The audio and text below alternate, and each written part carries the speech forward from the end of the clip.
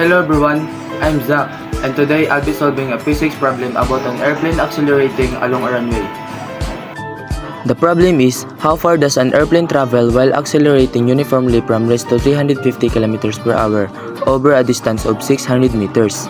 Actually, what we'll really find is the acceleration and the time it takes to reach that speed.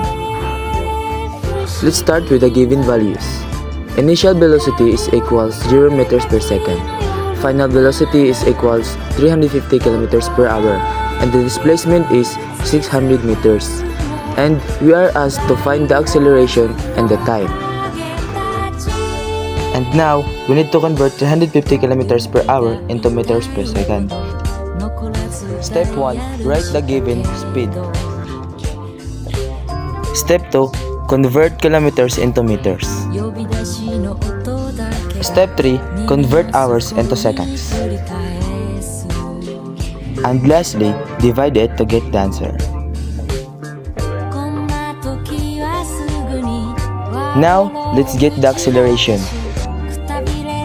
To find the acceleration, I will use the kinematic equation.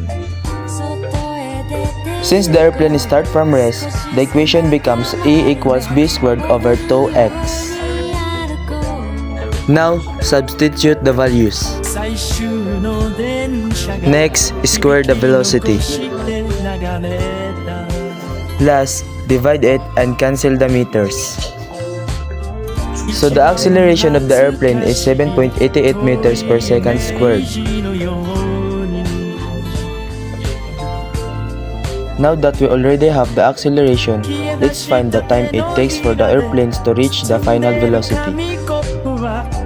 We use the formula final velocity equals initial velocity plus acceleration times time. Since we want to solve for time, we have to derive the equation. Because the airplane starts from rest, the initial velocity is 0, so the equation becomes time equals final velocity over acceleration. And now, let's substitute the values. Next, cancel the units. Finally, simplify it to get the answer.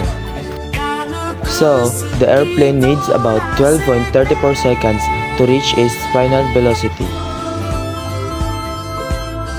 In summary, the airplane acceleration is 7.88 meters per second squared.